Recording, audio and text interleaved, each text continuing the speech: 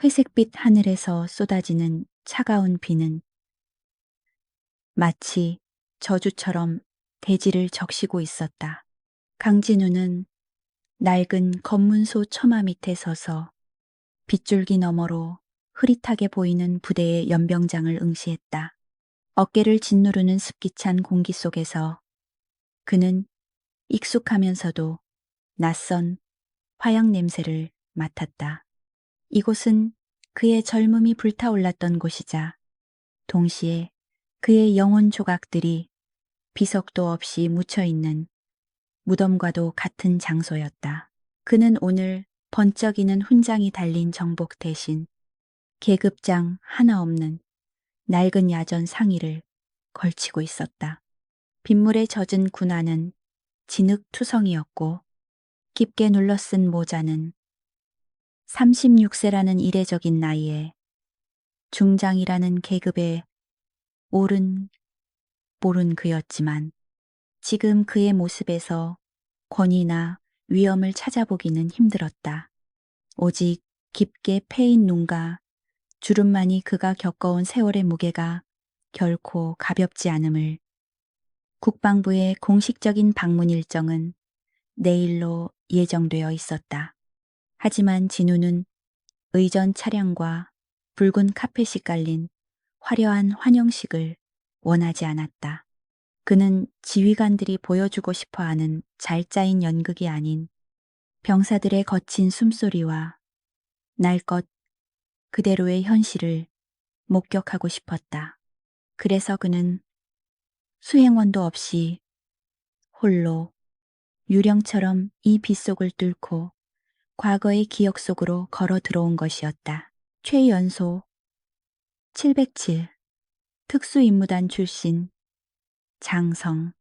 세상은 그를 그렇게 부르며 경외의 시선을 보냈다. 그러나 진우에게 그 수식어는 영광이 아닌 살아남은 자가 짊어져야 할 형벌과도 같았다. 10년 전 작전명 검은 새벽에서 동료들이 차가운 시신이 되어 돌아왔을 때 그는 혼자서 살아서 승진했다는 죄책감에 시달려야 했다. 그가 진급할 때마다 별의 개수는 늘어났지만 마음속의 구멍은 그만큼 더 커져만 갔다. 멀리서 희미하게 기합 소리가 들려왔다. 빗소리에 묻혀 끊어질 듯 이어지는 그 외침은 마치 과거의 망령들이 그를 부르는 소리처럼 들렸다. 진우는 주머니 속에서 차갑게 식은 캔 커피를 만지작거렸다. 손끝에 전해지는 냉기가 심장의 박동을 차분하게 가라앉혔다. 그는 천천히 숨을 들이마셨다.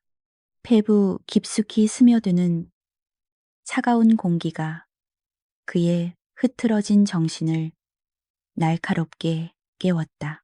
진우는 검문소를 지나 부대 안쪽으로 발걸음을 옮겼다. 비를 피하고 있던 위병소의 병사들은 낡은 우의를 입고 고개를 숙인 채 걸어가는 그를 그저 보급 부대의 부사관이나 훈련장 관리인 정도로 생각하는 듯했다. 누구도 그를 제지하지 않았고 경례도 하지 않았다. 이러한 무관심과 익명성은 오히려 그에게 기묘한 안도감을 주었다. 지금 이 순간만큼은 그는 장군이 아닌 그저 비를 맞는 한 명의 인간이었다. 훈련장의 풍경은 10년 전과 크게 다르지 않았다.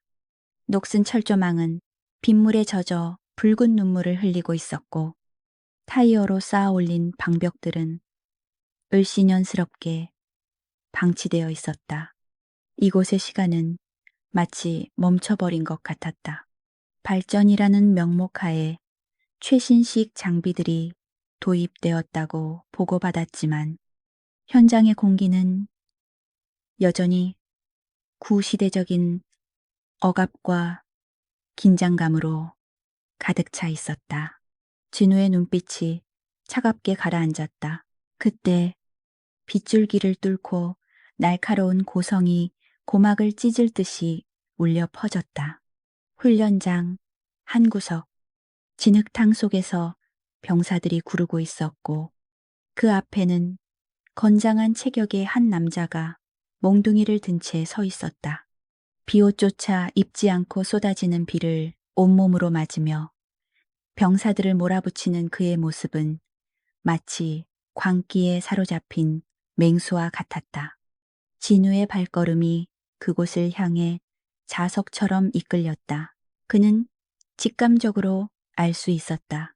저 남자가 내뿜는 폭력적인 에너지가 이 부대의 공기를 탁하게 만드는 원인 중 하나라는 사실을. 진우는 모자챙을 살짝 들어 올리며 그 광경을 지켜보았다. 빗물이 얼굴을 타고 흘러내려 입가에 맺혔다. 짭조름한 맛이 났다. 그것은 비의 맛인지 아니면 앞으로 다가올 씁쓸한 갈등의 예고인지 알 수 없었다. 진흙탕 속에서 병사 하나가 비틀거리며 쓰러지자 남자의 고함이 더욱 거세졌다. 욕설과 모욕적인 언사가 섞인 훈계는 빗소리보다 더 크게 울렸다. 진우는 주먹을 꽉 쥐었다 폈다. 그의 눈동자는 흔들림 없이 그 남자의 뒷모습을 쫓았다. 이제 곧 그와 마주하게 될 것이다. 진우는 자신의 존재를 숨긴 채 폭풍의 눈 속으로 천천히 걸어 들어갔다. 진흙탕 위를 기어가는 병사들의 거친 호흡 소리가 빗소리에 섞여 처절하게 울려 퍼졌다. 흙탕물은 그들의 군복 안으로 스며들어 살차를 차갑게 식혔고 반복되는 얼차려에 지친 근육은 비명을 지르고 있었다. 강진우는 그 참혹한 광경을 무표정한 얼굴로 응시했다. 하지만 그의 내면에서는 뜨거운 무언가가 꿈틀거리고 있었다. 그것은 단순한 연민이 아니었다. 비효율적이고 가학적인 훈련 방식에 대한 지휘관으로서의 냉철한 분노였다. 그는 병사들의 눈동자에서 투지가 아닌 공포와 체념을 읽어냈다. 그것은 군대를 강하게 만드는 것이 아니라 오히려 내부에서부터 갉아먹는 독과 같은 것이었다. 거기 눈알 안 굴리나 동작 봐라. 매 찻뱅이가 친구하자고 하겠어. 천둥 같은 고함이 연병장을 뒤흔들었다. 박동훈 상사였다. 그는 진흙이 잔뜩 묻은 전투화로 땅을 내리찍으며 병사들 사이를 누비고 있었다. 굵은 빗줄기가 그의 짧게 깎은 머리 위로 쏟아졌지만 그는 아랑곳하지 않았다. 오히려 그의 몸에서는 열기가 뿜어져 나와 빗물이 닿자마자 하얀 김이 피어오를 정도였다. 그는 자신의 권위가 이 좁은 연병장 안에서만큼은 절대적이라는 사실을 즐기고 있는 듯했다. 그의 손에 들린 지휘봉은 지휘의 도구가 아니라 위협의 상징처럼 허공을 갈랐다. 진우는 천천히 그들 쪽으로 다가갔다. 발자국 소리는 빗소리에 묻혀 들리지 않았다. 그가 훈련장 경계선에 쳐진 낡은 로프 앞에 멈춰 섰을 때 박상사는 등 뒤에서 느껴지는 시선을 감지했다. 박상사는 야수와 같은 본능으로 고개를 돌렸다. 그의 충혈된 눈이 빗줄기 너머에 서 있는 진우를 쏘아보았다. 낯선 이방인, 그것도 아무런 표정 없이 자신을 관찰하는 남자의 존재는 박상사의 신경을 건드리기에 충분했다. 박상사는 턱을 치켜들며 성큼성큼 진우 쪽으로 걸어왔다. 거구의 몸집이 다가올수록 압박감이 거세졌다. 그는 진우의 허름한 야전 상의와 계급장 없는 견장을 훑어보았다. 그의 눈매가 비웃음으로 가늘어졌다. 그는 진우를 새로 전입 온 군무원이나 길을 잃고 헤매는 예비군 정도로 판단한 것이 분명했다. 혹은 상부에서 보낸 감찰관의 수행원일 수도 있다고 생각했지만 감찰관이라기엔 너무나 초라하고 기가 죽어 보인다는 것이 그의 결론이었다. 거기 민간인인가 아니면 훈련장 구경 나온 동네 아저씨야. 박 상사의 목소리에는 노골적인 조롱이 담겨 있었다. 그는 일부러 진우의 코앞까지 다가와 위협적인 덩치를 과시했다. 진우는 조금도 물러서지 않고 고개를 들어 그를 마주 보았다.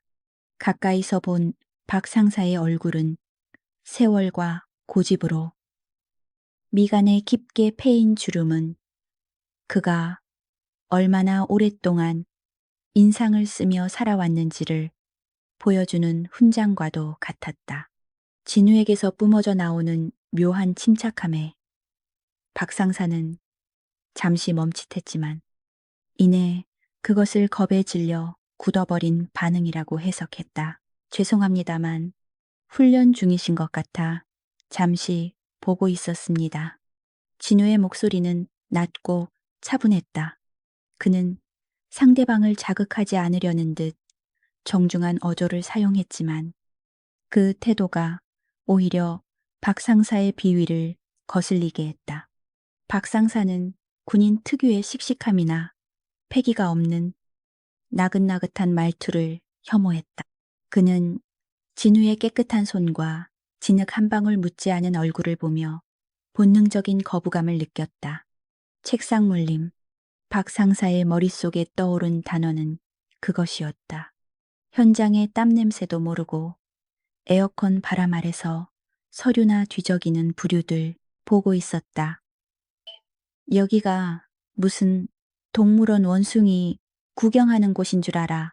눈깔 풀린 거 보니까 어디 행정반에 처박혀 있다가 나온 모양인데 가서 커피나 타 마셔. 여기는 네가 감당할 수 있는 공기가 아니니까. 박 상사는 진우의 어깨를 손가락으로 툭툭 쳤다. 무례하고 도발적인 행동이었다. 하지만 진우는 그 손가락을 뿌리치지 않았다. 그저 박 상사의 눈을 깊이 들여다보았다. 그 눈빛은 박 상사가 예상했던 모멸감이나 수치심과는 거리가 멀었다. 그것은 마치 철없는 아이의 투정을 받아주는 어른의 눈빛처럼 깊고 고요했다. 그 순간 박 상사의 등골이 서늘해졌다. 원인 모를 불쾌감이 가슴 깊은 곳에서 치고 올라왔다. 병사들이 많이 지쳐 보입니다. 훈련의 강도가 목적에 비해 과한 것 같군요. 진우가 나직하게 덧붙였다. 그것은 조언이 아니라 사실을 적시하는 어조였다. 그 한마디가 박 상사의 이성의 끈을 끊어버렸다. 감히 어디서 굴러먹던 뼈다귀인지도 모르는 놈이 내 훈련 방식에 토를 달아 박 상사의 얼굴이 붉게 달아올랐다. 그는 20년 넘게 이 부대에서 뼈를 묻었다. 장교들이 수없이 바뀌고 부대장이 교체되는 동안에도 현장을 지킨 것은 바로 자신이었다. 그런 그에게 훈수를 두는 것은 영린을 건드리는 행위였다. 이봐, 아저씨, 댁이 전쟁에 대해 뭘 알아? 책에서 본 전쟁놀이랑 진짜 군대랑 같은 줄 아나 본데. 주둥이 닥치고 꺼져. 내 새끼들 내가 강하게 키우겠다는데 어디서 굴러들어온 개뼈다귀가 훈수질이야. 박 상사는 침을 튀기며 고함을 질렀다. 빗소리마저 뚫고 나오는 그 우렁찬 소리에 연병장에서 구르던 병사들조차 힐끔거리며 그들을 쳐다보았다. 박 상사는 자신의 권위를 확인받고 싶어 했다. 그는 진우가 겁을 먹고 도망치거나 최소한 당황해서 말을 더듬기를 바랐다. 그것이 그가 평생 지켜온 현장의 질서였다. 목소리 큰 놈이 이기고 계급보다는.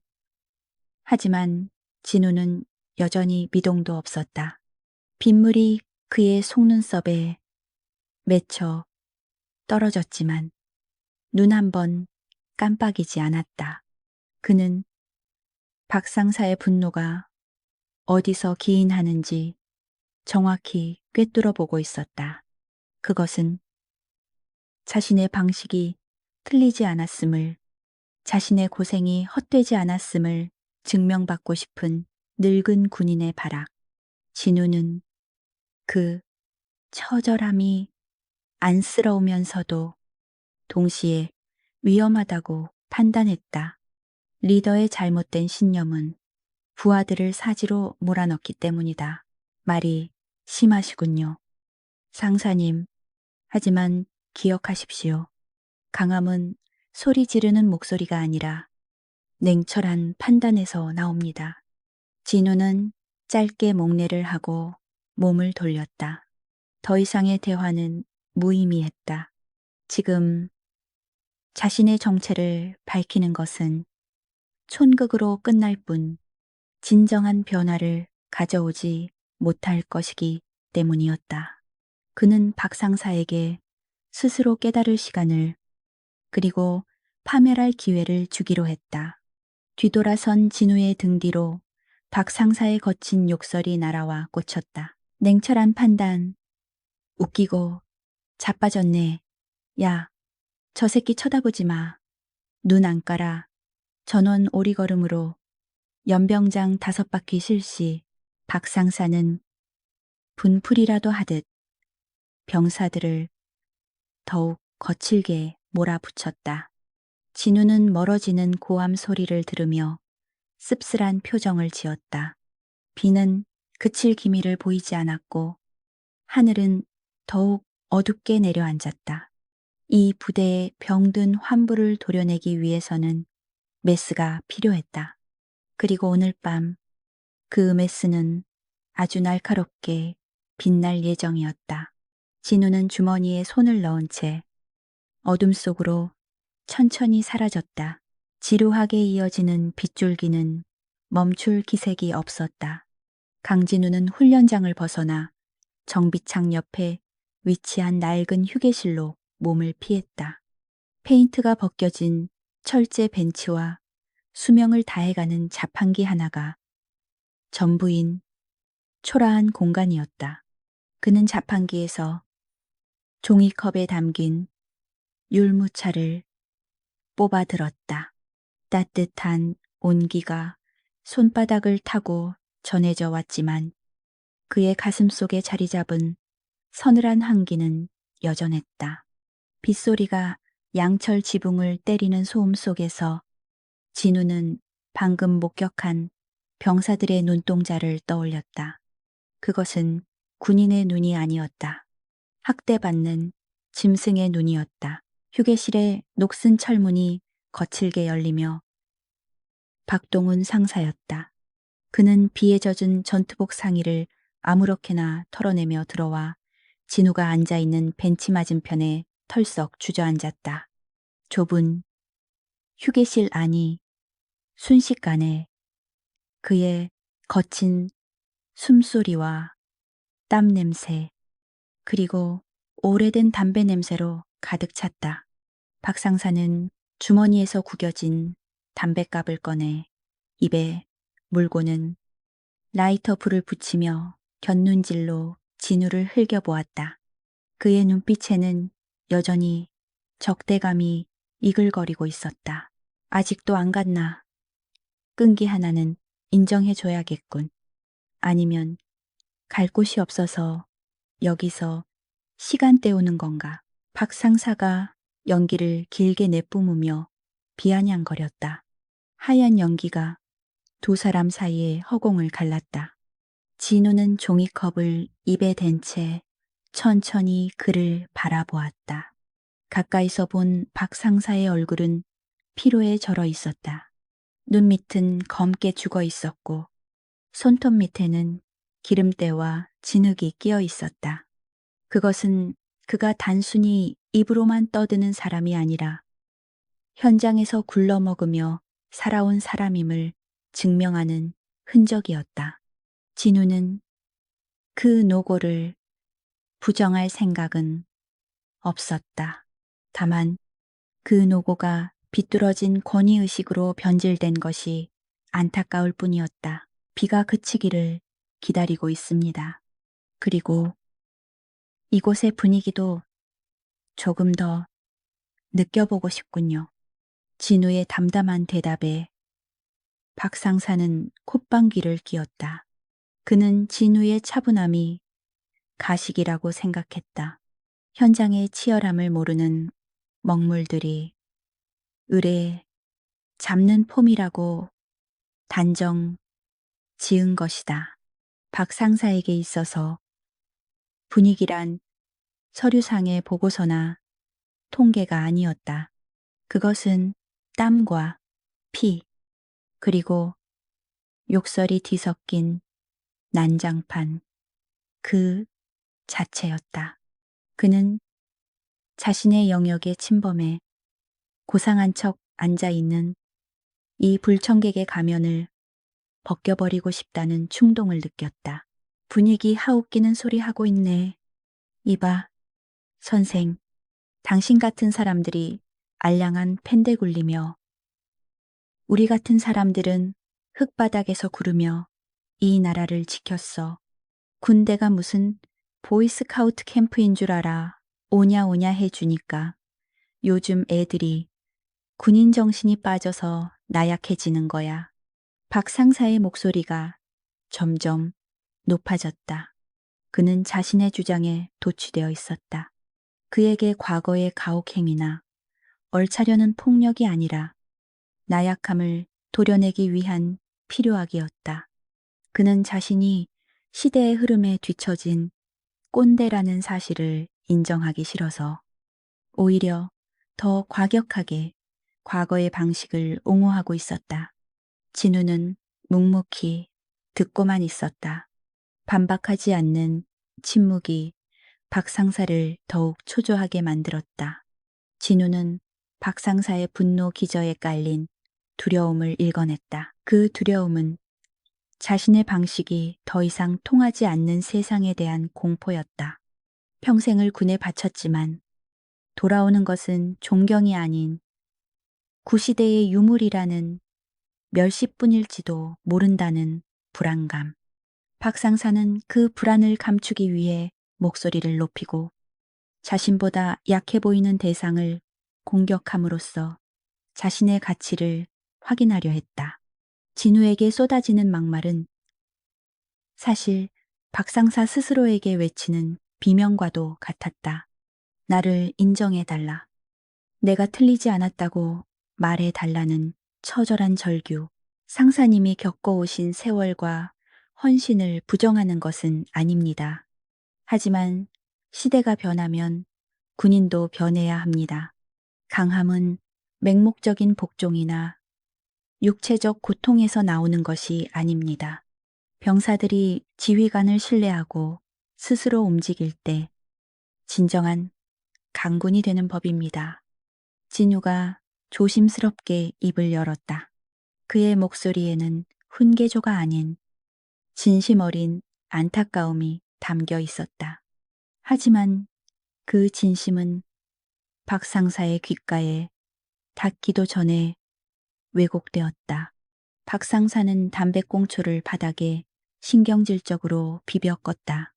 그의 얼굴이 분노로 일그러졌다. 감히 어디서 굴러먹던 놈이 나한테 군인 정신을 논해 그의 자존심에 씻을 수 없는 생채기가 났다. 그런 신뢰자발적 움직임이야. 이 새님 같은 놈아, 전쟁터에서 총알이 빗발치는데 병사님, 앞으로 가주시겠습니까? 라고 부탁할 거냐. 공포가 없으면 통제도 없어. 너 같은 놈들이 지휘관이랍시고 앉아서 폼 잡고 있으니까 전방에서 병사들이 개죽음 당하는 거야. 상황 판단도 못하고 이상놈만 늘어놓는 탁상 행정놈들 때문에 박 상사의 말이 진우의 가슴에 비수처럼 꽂혔다. 상황 판단도 못하고 개죽음 당하는 거야. 그 말은 진우가 지난 10년 동안 매일 밤 악몽 속에서 스스로에게 던졌던 저주와 똑같았다. 707 특임대 시절 빗발치는 총탄 속에서 쓰러져 가던 동료들의 얼굴이 주마등처럼 스쳐 지나갔다. 진우의 눈빛이 순간적으로 찻잔을 쥐고 있는 손에 힘이 들어갔다. 종이컵이 구겨지며 뜨거운 차가 흘러내렸지만 그는 뜨거움을 느끼지 못했다. 박 상사는 진우의 표정 변화를 놓치지 않았다. 그는 자신이 드디어 상대의 아픈 곳을 찔렀다고 생각하며 회심의 미소를 지었다. 상대가 동요한다는 것은 자신의 논리가 이겼다는 증거였다. 그는 한 발 더 나아가기로 했다. 이참에 저 건방진 눈빛을 완전히 꺾어놓고 싶었다. 그는 의자에 등을 기대며 팔짱을 꼈다. 왜 할 말 없나? 내 말이 틀려. 계급장 달고 폼 잡는 놈들. 막상 실전 터지면 오줌 지리면서 뒤로 빠지기 바쁘지. 병사들 총알바지로 내세우고 훈장은 지들이 챙기고 당신도 그런 류 아닌가? 손꼬라지 보니까 총 한 번 제대로 쏴본 적 없는 것 같은데 그것은 넘어서는 안 될 선이었다. 박 상사의 말은 단순한 모욕을 넘어 명예에 대한 훼손이었다. 휴게실의 공기가 무겁게 내려앉았다. 빗소리마저 잦아든 듯한 그의 움직임은 느리지만 묵직한 압박감을 동반하고 있었다. 박 상사는 본능적으로 움찔했다. 방금 전까지 새님처럼 보였던 남자의 주변에서 서늘한 살기가 피어오르고 있었기 때문이다. 진우는 박 상사를 내려다보았다. 그의 눈동자는 깊은 심연처럼 어두웠지만 그 안에서 차가운 불꽃이 일렁이고 있었다. 그는 화를 내지 않았다. 소리를 지르지도 않았다.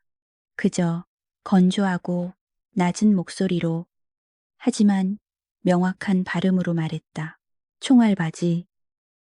그 단어의 무게를 정말 알고 계십니까? 지휘관이 짊어져야 할 훈장의 뒷면이 피로 얼룩져 있다는 것을 상사님은 진심으로 이해하고 말씀하시는 겁니까? 박 상사는 입을 열려다 말문이 막혔다. 진우의 목소리에 담긴 기백이 그의 성대를 짓누르는 듯 했다. 그것은 단순히 계급에서 나오는 위압감이 아니었다. 수많은 사선을 넘나든 자만이 가질 수 있는 죽음의 냄새가 배어있는 아우라였다. 박 상사는 처음으로 당혹감을 느꼈다. 이 남자, 도대체 정체가 뭐지? 진우는 더 이상 말을 잇지 않고 구겨진 종이컵을 쓰레기통에 던져 넣었다. 툭 하고 떨어지는 소리가 천둥 소리처럼 크게 들렸다. 그는 박 상사에게서 시선을 거두고 휴게실 문을 열었다.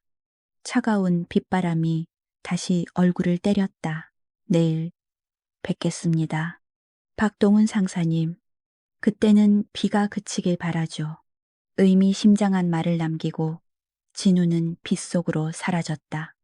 박 상사는 멍하니 열린 문을 바라보았다. 심장이 불규칙하게 뛰고 있었다.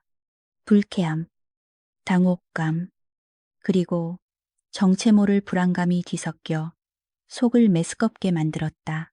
그는 바닥에 침을 뱉으며 욕설을 내뱉었지만 떨리는 손끝은 감출 수 없었다. 내일, 그 단어가 불길한 예언처럼 그의 귓가에 맴돌았다. 빗줄기는 시간이 갈수록 더욱 굵어졌다.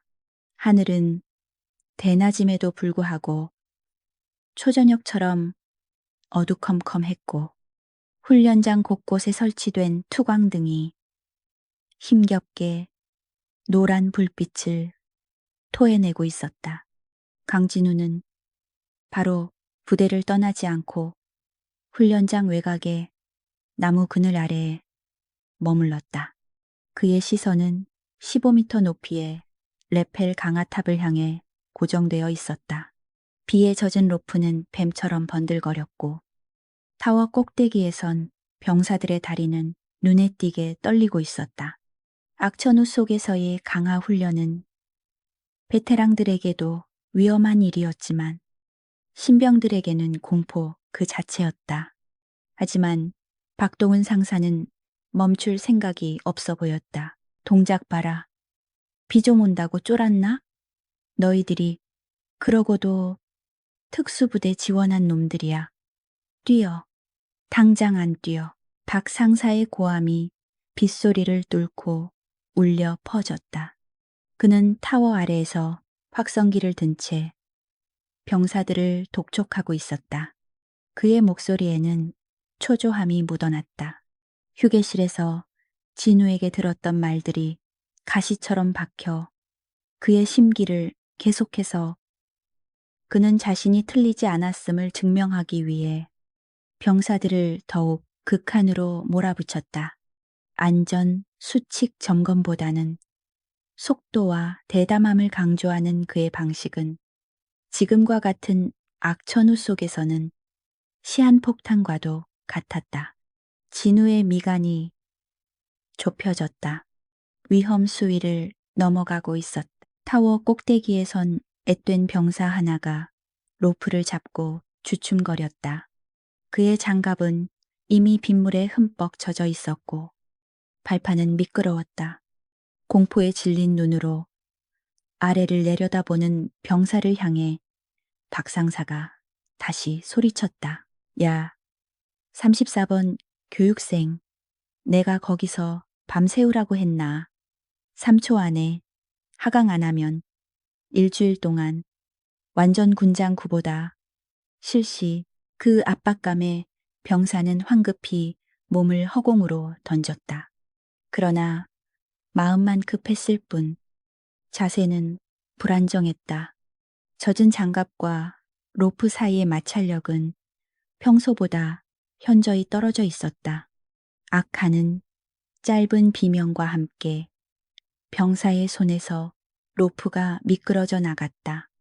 제동을 걸어야 할 타이밍을 놓친 병사의 몸이 허공으로 곤두박질 치듯 빠른 속도로 떨어지기 시작했다. 정상적인 하강 속도가 아니었다. 추락이었다. 밑에서 확보, 미레이를 보고 있던 보조 교관도 당황했다. 박상사의 고함에 위축되어 있던 그는 덩달아 긴장한 탓에 제동 로프를 꽉 움켜쥐지 못했다. 로프가 박상사의 눈이 휘둥그레졌다. 그의 입에서 욕설인지 비명인지 모를 소리가 터져 나왔지만 몸은 굳어서 움직이지 않았다. 머리로는 뛰어가야 한다고 생각했지만 사태가 너무 순식간에 벌어져 다리가 떨어지지 않았다. 바닥까지는 불과 몇 초 남지 않은 상황. 끔찍한 사고가 눈앞에 닥친 순간이었다. 그때였다. 어둠 속에서 누군가가 그림자처럼 튀어나갔다. 강진우였다. 그는 사태를 예견하고 미리 거리를 좁히고 있었다. 진우는 당황하여 로프를 놓칠 뻔한 보조교관을 거칠게 밀쳐내고 바닥을 쓸며 지나가는 확보 로프를 낚아챘다.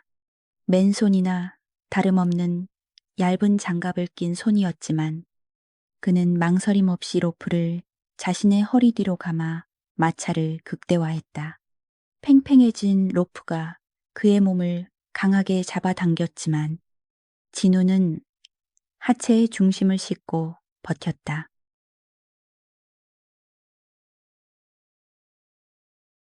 짧은 기압과 함께 로프가 팽팽하게 당겨졌다. 추락하던 병사의 몸이 바닥을 불과 1미터 남겨두고 공중에서 덜컥 멈췄다. 로프의 탄성으로 병사의 몸이 한두 번 출렁거렸다. 진우의 손바닥에서는 장갑이 타들어가며 매캐한 연기가 피어올랐고 살갗이 벗겨지는 고통이 전해졌지만 그의 표정은 냉정했다. 주변의 모든 소음이 사라진 듯한 정적. 병사들은 숨소리조차 내지 못하고 그 광경을 지켜보았다. 박상사는 멍하니 입을 벌린 채 로프를 잡고 있는 진우의 뒷모습을 바라보았다. 진우는 천천히 로프를 풀어주며 병사를 안전하게 착지시켰다. 다리가 풀린 병사는 바닥에 주저앉아 거칠게 숨을 몰아 쉬었다. 얼굴은 백지장처럼 하얗게 질려 있었다. 진우는 병사에게 다가가 어깨를 두드리며 상태를 살폈다. 다행히 외상은 없어 보였지만 정신적인 충격이 큰 듯했다. 괜찮나?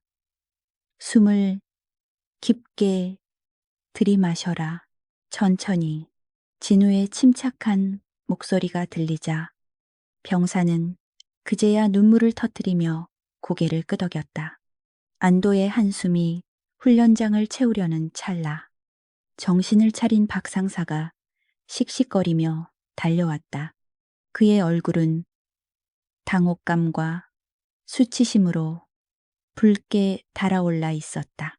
자신이 통제해야 할 현장에서 사고가 날 뻔했고 그것을 자신이 무시했던 민간인이 막아냈다는 사실이 그의 자존심을 갈기갈기 찢어놓았다.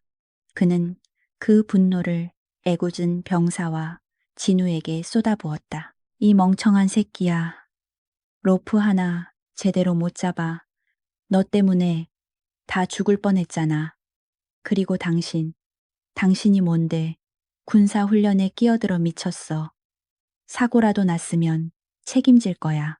박상사는 진우의 멱살을 잡을 듯이 다가섰다.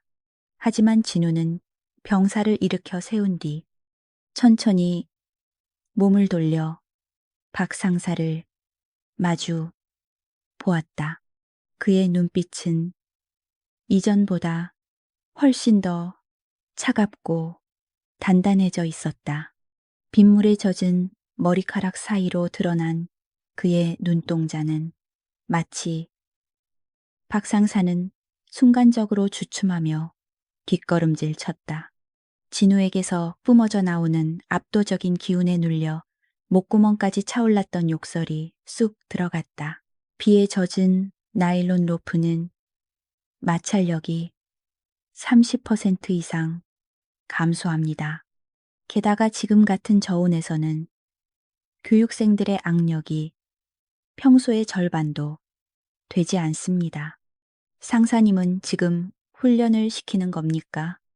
아니면 러시안 룰렛을 하는 겁니까? 진우의 지적은 정확하고 날카로웠다. 그것은 단순한 비난이 아니라 전문가적인 식견에 근거한 분석이었다.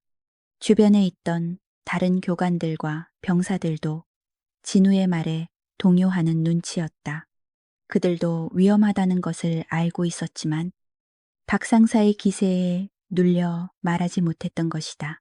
박상사는 주변의 시선이 자신에게서 진우에게로 옮겨가는 것을 느꼈다. 그것은 그가 가장 두려워했던 상황, 즉 리더십의 상실이었다. 이 이론만 빠삭한 놈이 어디서 아는 척이야 운 좋게 잡은 주제에 박상사는 억지를 부리며 소리쳤지만 목소리 끝이 미세하게 떨리고 있었다. 그는 자신이 논리적으로 졌다는 것을 알고 있었다. 하지만 인정할 수 없었다.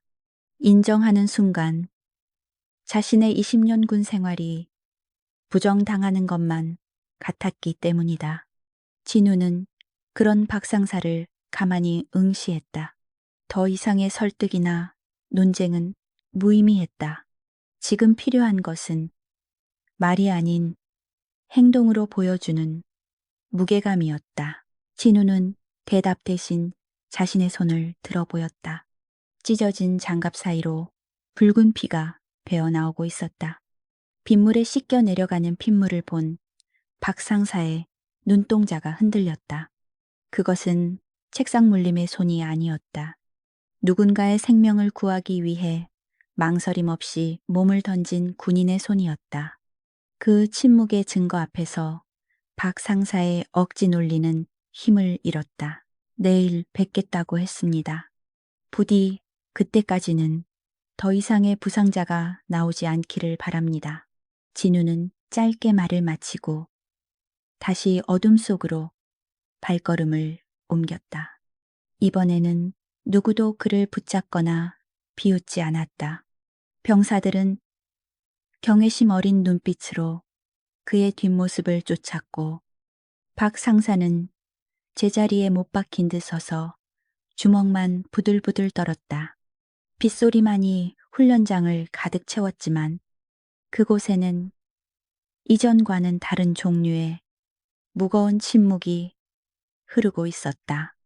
그것은 정체불명의 남자가 남기고 간 보이지 않는 압력이었다. 박 상사는 바닥에 침을 뱉으려다 멈칫했다. 진우가 사라진 자리에 남은 잔상이 그의 가슴을 짓눌렀다. 불안감이 엄습했다. 저 남자는 단순한 예비역이나 군무원이 아니다. 그의 움직임, 판단력, 그리고 그 눈빛. 박 상사의 머릿속에서 경고등이 요란하게 울리기 시작했다. 하지만 그는 애써 그 신호를 무시했다. 내일이면 모든 것이 밝혀질 것이다. 그리고 그는 자신이 틀리지 않았음을, 이 부대의 주인은 여전히 자신임을 증명해야만 했다. 하지만 밤은 길었고 비는 그칠 줄 몰랐다. 밤새 퍼붓던 비는 새벽녘이 되어서야 잦아들었지만 부대 전체를 감싸고 있는 안개는 거칠 줄을 몰랐다. 촉촉한 습기가 연병장의 흙바닥에서 피어오르며 시야를 흐릿하게 만들었다. 그것은 마치 어제 있었던 불미스러운 사고와 그로 인해 생긴 묘한 기류를 대변하는 듯 했다. 병사들은 평소보다 더 긴장된 표정으로 도열해 있었다. 그들의 눈동자는 불안하게 흔들리고 있었고 모두의 시선은 연단 위에 서 있는 박동훈 상사에게 쏠려 있었다. 박 상사는 평소보다 더욱 빳빳하게 다려입은 전투복을 입고 있었지만 그 과장된 단정함이 오히려 그의 내면이 얼마나 불안정한지를 역설적으로 보여주었다. 강진우는 연병장 구석, 안개 속에 몸을 숨긴 채 그 광경을 지켜보고 있었다. 붕대가 감긴 그의 오른손이 욱신거렸지만 그는 고통을 느끼지 못하는 사람처럼 무표정했다. 그는 오늘 아침 국방부 의전팀의 연락을 무시하고 예정된 환영식 시간보다 일찍 숙소를 빠져나왔다. 화려한 행사 뒤에 가려진 이 부대의 민낯을 마지막으로 확인하고 싶었기 때문이었다. 그리고 지금 그의 눈앞에 펼쳐진 광경은 그가 우려했던 것보다 훨씬 더 심각하게 허차 터져 있었다. 박 상사는 단순히 엄격한 교관이 아니었다. 그는 자신의 트라우마와 열등감을 병사들에게 투사하여 그들의 자존감을 짓밟는 것으로 자신의 존재 가치를 확인하고 있었다. 어제 일로 수군거리는 놈들이 있다는 거 다 안다. 훈련 중에 외부인이 끼어들어 난장을 피운 꼴이라니. 기가 차서 말이 안 나오는군. 박 상사의 목소리가 확성기를 타고 쩌렁쩌렁하게 울렸다. 그는 병사들의 눈을 하나하나 마주치며 기선을 제압하려 했다. 하지만 어제 진우가 보여준 압도적인 퍼포먼스와 박 상사의 당황했던 모습은 병사들의 뇌리에 깊이 박혀 있었다. 박 상사 역시 그 사실을 알고 있었기에 더욱 목소리를 높였다. 그는 자신의 권위가 훼손된 것을 참을 수 없었다. 그 수치심을 씻어내기 위해 그는 어제의 영웅을 방해꾼으로 그리고 겁쟁이로 깎아내려야만 했다. 그래야만 자신의 세계가 무너지지 않기 때문이었다. 그때 박 상사의 눈이 안개 속에 서 있는 진우를 포착했다. 진우는 도망치거나 숨지 않고 그대로 그 자리에 서 있었다. 박 상사의 입꼬리가 비릿하게 올라갔다. 먹잇감이 제 발로 걸어 들어왔다는 생각에 박 상사는 손가락으로 진우를 가리키며 병사들에게 소리쳤다. 저기 보이나 어제 꼴값 떨던 그 양반이 또 왔구만. 야, 거기 아저씨. 병사들의 시선이 일제히 뒤로 향했다. 진우는 천천히 걸음을 옮겼다. 안개를 헤치고 걸어오는 그의 모습은 유령처럼 고요했다.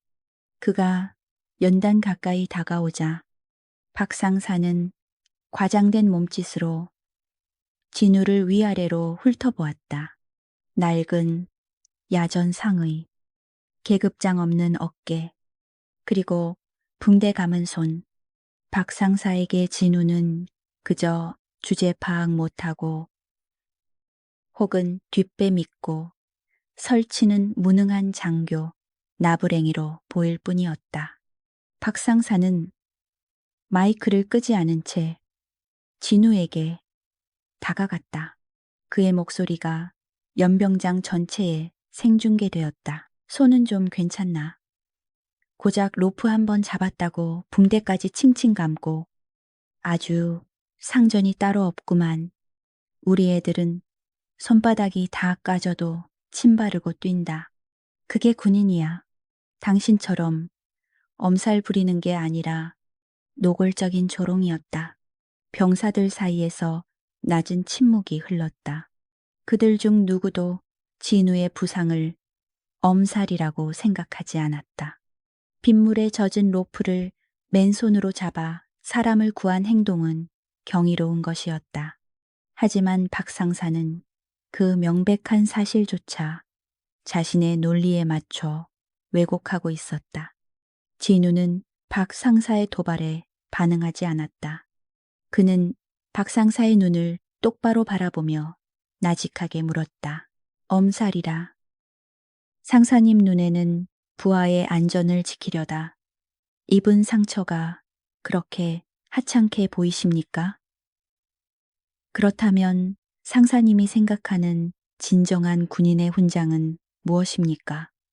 맹목적인 복종입니까? 진우의 반격은 예리했다. 박 상사의 표정이 일순간 굳어졌다. 마이크를 통해 울려 퍼진 진우의 말은 병사들의 가슴 속에 파문을 일으켰다. 그것은 그들이 하고 싶었지만 차마 하지 못했던 말이었다. 당황한 박 상사는 얼굴이 시뻘개져서 고함을 질렀다. 논리로 이길 수 없으니 힘으로 누르려는 전형적인 반응이었다. 이 건방진 새끼가 어디서 훈계질이야. 네가 군 생활을 해봤자 얼마나 했다고. 요즘 것들은 말이야. 머리에 피도 안 마른 것들이 계급장만 달면 눈에 뵈는 게 없지. 너 같은 놈들이 책상에 앉아서 펜대나 굴리니까. 박 상사는 흥분하여 침을 튀기며 말을 이어갔다. 그는 진우 개인을 넘어 자신이 혐오하는 신세대 장교 전체를 싸잡아 비난하기 시작했다.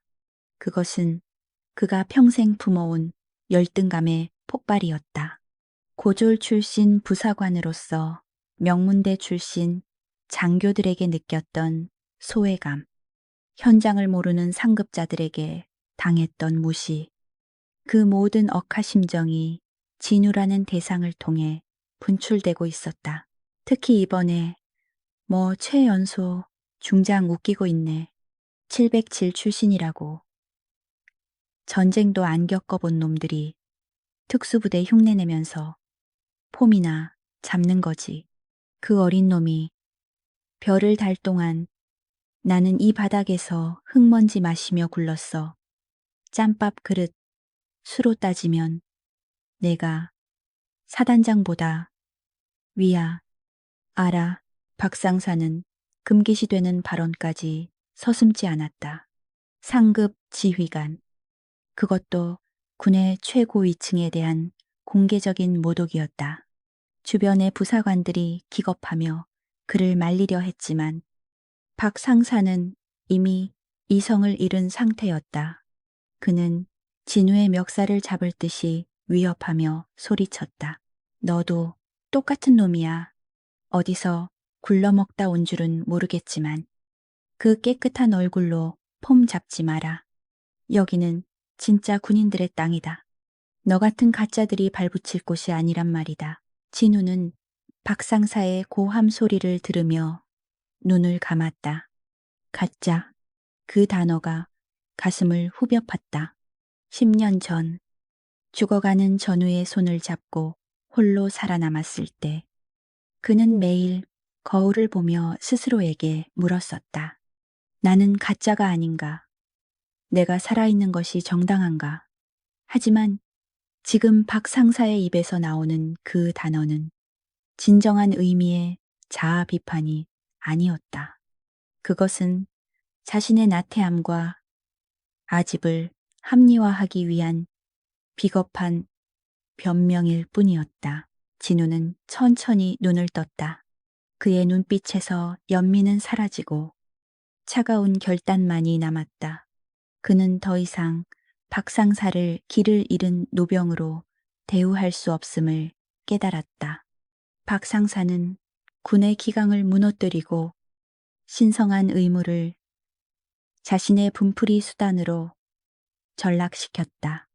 이것은 치료가 필요한 상처가 아니라 도려내야 할 암덩어리였다. 진우는 이 소모적인 논쟁을 끝낼 때가 왔음을 직감했다. 상사님은 방금 넘어서는 안 될 선을 넘으셨습니다. 경험은 존중받아 마땅하지만 그것이 오만이 되어 타인을 짓밟는 무기가 될 때는 그저 늙은이의 목리일 뿐입니다. 진우의 목소리는 낮았지만 뇌전처럼 서늘한 기운을 품고 있었다. 박상사는 순간적으로 등골이 오싹해지는 것을 느꼈다. 진우는 잡고 있던 붕대를 고쳐 매며 경험과 계급의 차이를 오늘 확실히 보여드리죠. 기대하십시오. 박동훈 상사. 진우는 뒤도 돌아보지 않고 사령부 본관 쪽으로 발걸음을 옮겼다. 박 상사는 멍하니 그 뒷모습을 바라보았다. 무언가 잘못되었다는 불길한 예감이 심장을 조여왔지만 이미 엎질러진 물이었다. 안개는 서서히 걷히고 있었고 훈련장 너머로 검은색 세단과 헌병대의 차량들이 줄지어 들어오고 있는 모습이 희미하게 보이기 시작했다. 폭풍 전에 고요가 깨지고 진짜 폭풍이 몰려오고 있었다. 안개가 걷힌 연병장에는 팽팽한 긴장감이 감돌고 있었다. 조금 전까지 박동훈 상사의 고함 소리로 가득 찼던 공간은 이제 무거운 정적에 휩싸여 있었다. 검은색 세단들이 도열하고 헌병들이 경계태세를 갖추자 부대 지휘관들이 사색이 된 얼굴로 본관 앞으로 뛰쳐나왔다. 대대장부터 연대장까지 평소 박상사조차 함부로 대하지 못했던 고위 장교들이 마치 겁에 질린 아이들처럼 줄을 맞춰 서 있는 광경은 기이했다. 박상사는 그 모습을 보며 마른 침을 삼켰다. 불길한 예감이 등줄기를 타고 기어올랐지만 그는 애써 태연한 척하며 병사들의 오와 열을 맞추는데 집중했다. 별거 아니다. 감찰이나 군단장급이 온 거겠지. 내가 짬밥이 얼마인데 이까짓 의전에 쫄겠어. 박상사는 속으로 되뇌며 자신의 흐트러진 호흡을 가다듬으려 애썼다. 그의 눈은 본관 입구를 향해 있었지만 머릿속은 방금 전 사라진 그 건방진 민간인에 대한 분노로 여전히 끓어오르고 있었다. 도망친 게 분명했다. 진짜 높으신 분들이 들이닥치니 겁을 먹고 꼬리를 내린 것이라고 박 상사는 스스로를 합리화했다. 하지만 그 합리화가 무색할 만큼 부대 전체를 짓누르는 공기는 비현실적으로 무거웠다. 지휘관 입장, 의전장교의 우렁찬 구령이 연병장을 갈랐다. 도열에 있던 수백 명의 병사들이 일제히 충성을 외치며 거수경례를 올렸다. 그 함성은 찌릿한 전율을 일으킬 만큼 거대했지만 박상사의 귀에는 윙윙거리는 이명처럼 들릴 뿐이었다. 본관의 육중한 유리문이 열렸다.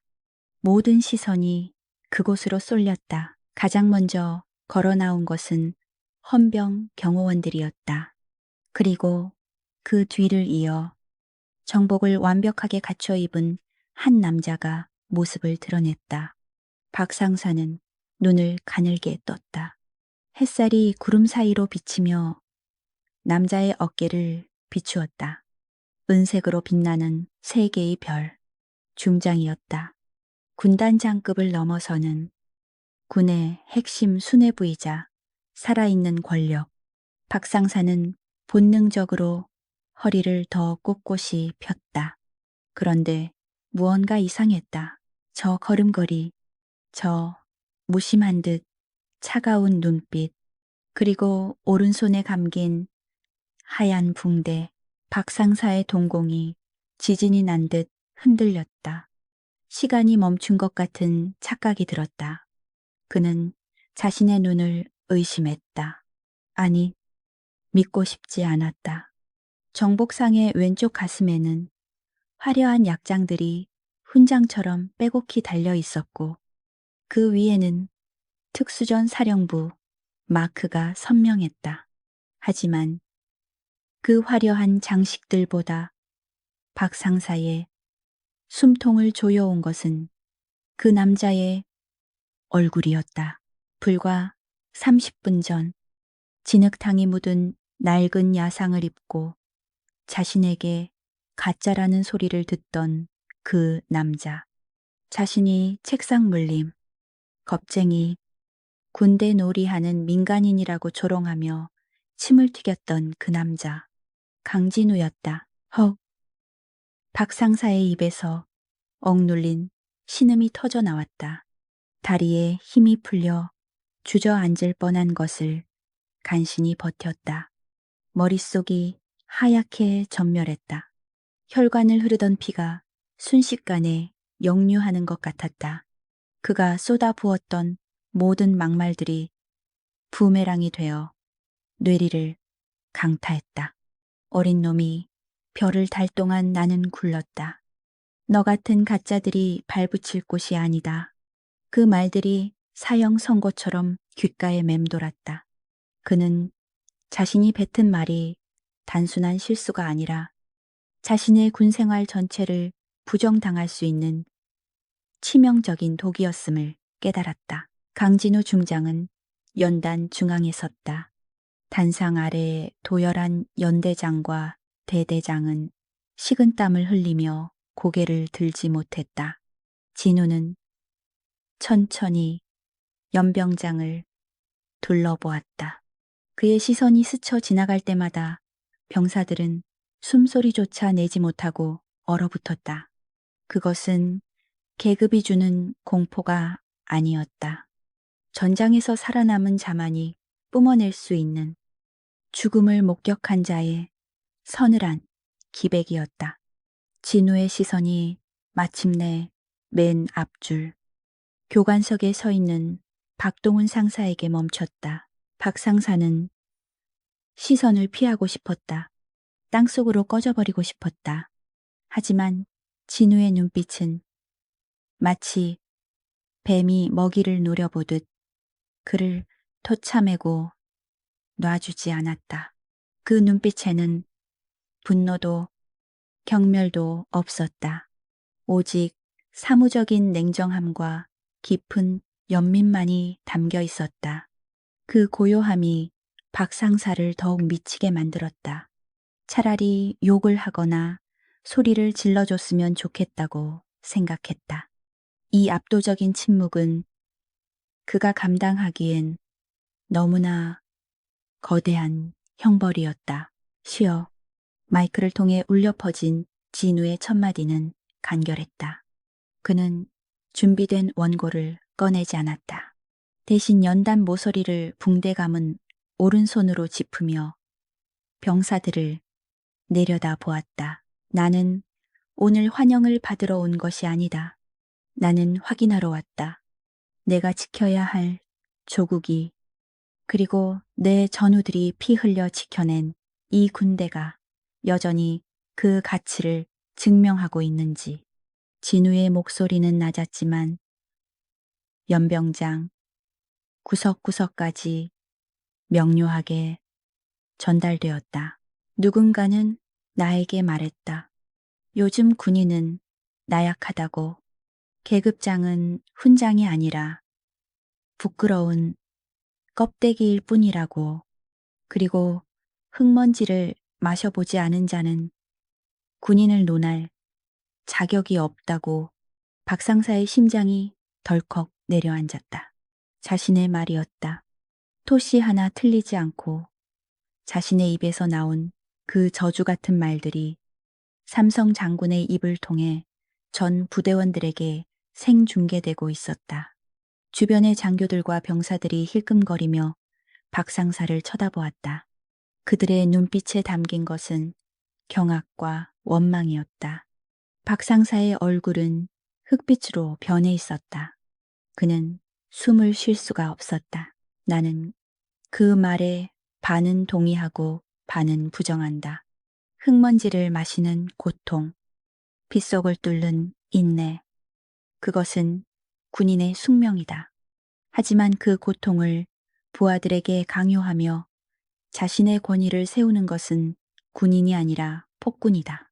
진정한 강함은 부하가 지휘관을 두려워하는 것이 아니라 지휘관이 부하의 안전을 위해 두려움을 무릅쓸 때 나온다. 진우는 잠시 말을 멈추고 연단 계단을 내려오기 시작했다. 의전 장교들이 당황하여 그를 따르려 했지만 진우는 손을 들어 제지했다. 그는 뚜벅뚜벅 붉은 카펫이 아닌 진흙 묻은 연병장 흙바닥으로 걸어 들어갔다. 잘 닦인 정복 구두가 진흙에 더러워졌지만 그는 개의치 않았다. 그의 발걸음은 정확히 한 사람을 향하고 있었다. 박동훈 상사. 진우가 다가올수록 박 상사의 몸은 사시나무처럼 떨렸다. 거대한 산이 자신을 덮쳐오는 듯한 압박감. 진우가 마침내 박 상사의 코앞에 멈춰 섰을 때 두 사람 사이의 거리는 불과 한 뼘이었다. 어제 빗속에서 마주했던 그 거리였다. 하지만 공기의 무게는 천지 차이였다. 박 상사는 고개를 들 수조차 없었다. 땀방울이 턱을 타고 흘러내려 바닥에 떨어졌다. 박동훈 상사. 진우가 나직하게 그의 이름을 불렀다. 옛. 박 상사의 목소리는 기어들어 갈 듯 작았고 삑사리가 났다. 그는 자신이 낼 수 있는 최대한의 힘을 짜내어 대답하려 했지만 성대가 마비된 듯 말을 듣지 않았다. 고개를 들어라. 나를 봐라. 명령이었다. 거부할 수 없는 절대적인 명령. 박 상사는 천천히, 아주 천천히 고개를 들었다. 시야에 들어온 것은 빛나는 계급장과 진우의 무표정한 얼굴이었다. 진우는 박 상사의 눈을 피하지 않고 응시하며 자신의 오른손을 들어 보였다. 하얀 붕대에는 어제 흘린 피가 배어 있었다. 이 손은 펜대를 굴리다 다친 것이 아니다. 자네가 나약하다고 멸시했던 내 부하를 살리기 위해 자네가 가짜라고 비웃었던 내가 잡은. 박 상사의 눈동자가 심하게 흔들렸다. 부끄러움이 해일처럼 밀려왔다. 차라리 뺨을 맞는 것이 나을 것 같았다. 진우는 한심하다는 듯 혀를 차지 않았다. 대신 그의 눈빛은 묻고 있었다. 이제 알겠나? 진짜와 가짜를 구분하는 것이 무엇인지. 계급장이 부끄러운 것이 아니다. 그 무게를 잊고 오만함에 취해 전우를 수단으로 여기는 그 마음가짐이. 자네는 20년의 세월을 자랑했지만 내가 보기엔 그저 20년 동안 고여서. 그 말은 박 상사의 영혼을 난도질했다. 그는 아무런 반박도 할 수 없었다. 그의 20년 군 생활이, 그가 그토록 자부했던 현장 경험이 이 젊은 장군의 말 한마디에 의해 완전히 발가 벗겨졌다. 그것은 모욕이 아니라 통렬한 팩트였다. 박 상사는 그 자리에서 무너져 내릴 것 같은 현기증을 느꼈다. 그의 얼굴 근육이 경련을 일으키며 굳어버렸다. 입술은 파르르 떨렸지만 어떤 변명도 나오지 않았다. 주변은 쥐 죽은 듯 조용했다. 수백 명의 병사들이 이 장면을 목격하고 있었다. 그동안 박 상사에게 억눌려 왔던 병사들은 카타르시스를 느낌과 동시에 진우라는 존재에 대한 경외심으로 전율했다. 진우는 더 이상 박 상사를 몰아세우지 않았다. 이미 승부는 났고 교훈은 충분히 전달되었다. 그는 박 상사의 어깨에 손을 올리지도 격려하지도 않았다. 그저 차갑게 돌아섰다. 자네의 거취에 대해서는 사령부 차원에서 다시 논의하게 될 것이다. 기대해도 좋다. 진우가 남긴 마지막 말은 박 상사에게 사형 선고와도 같았다. 진우는 다시 연단을 향해 걸어가지 않고 그대로 병사들 사이를 가로질러 훈련장을 빠져나가기 시작했다. 그가 지나가는 길마다 병사들의 눈빛이 별처럼 빛났다. 그것은 강요된 존경이 아닌 진정한 리더를 향한 동경이었다. 박 상사는 텅 빈 허공을 응시하며 석상처럼 서 있었다. 그의 귓가에는 빗소리 대신 자신의 심장이 깨져나가는 소리만이 들려왔다. 화려한 군악대의 연주도, 지휘관들의 다급한 수습도 그의 귀에는 들리지 않았다. 그의 얼굴은 공포와 후회로 일그러진 채 굳어버린 석고상처럼 흉하게 굳어 있었다. 박 상사, 자네 도대체 무슨 짓을 저지른 건가? 대대장이 떨리는 목소리로 물으며 다가왔다. 평소 박 상사의 호랑이 같은 기세에 눌려 쓴소리 한 번 제대로 못하던 그였다. 하지만 지금 대대장의 눈에는 명백한 증오와 공포가 서려 있었다. 삼성 장군에게, 그것도 특수전 사령부의 전설적인 인물에게 씻을 수 없는 모욕을 준 부하. 그것은 대대장 자신의 진급 길까지 막아버릴 수 있는 핵폭탄이나 다름없었다. 박 상사는 입술을 달싹였지만 목소리가 나오지 않았다. 변명조차 사치라는 것을 그도 알고 있었다. 대대장은 대답 없는 그를 노려보다가 땅이 꺼져라 한숨을 쉬며 돌아섰다. 당분간 훈련 교관 업무에서 배제한다. 행정반 대기에 사령부에서 감찰팀이 내려올 때까지 죽은 듯이 있어. 알았나? 대대장의 명령은 차가웠다. 박 상사는 기계적으로 고개를 끄덕였다. 그의 어깨에 얹혀 있던 붉은색 교관 모자가 깃털처럼 가볍게 느껴졌다. 아니, 견딜 수 없이 무거웠다. 그 모자는 지난 20년간 그의 자부심이자 권력의 상징이었다. 하지만 이제 그것은 수치심의 멍에가 되어 그의 목을 조르고 있었다. 그는 천천히 걸음을 옮겼다. 다리에 감각이 없었다. 마치 남의 다리를 빌려 걷는 것처럼 휘청거렸다. 부사관 휴게실로 들어가는 복도는 유난히 길고 어두웠다. 평소라면 마주치는 병사들이 큰 소리로 경례를 붙였을 것이다. 하지만 오늘 병사들은 그를 보자마자 황급히 시선을 피하거나 못 본 척 고개를 숙이고 지나쳤다. 그들의 등 뒤에서 들려오는 수군거림이 환청처럼 박 상사의 귓가를 괴롭혔다. 그거 봤냐? 완전 개망신이더라. 속이 다 시원하다. 박 상사는 주먹을 꽉 쥐었다.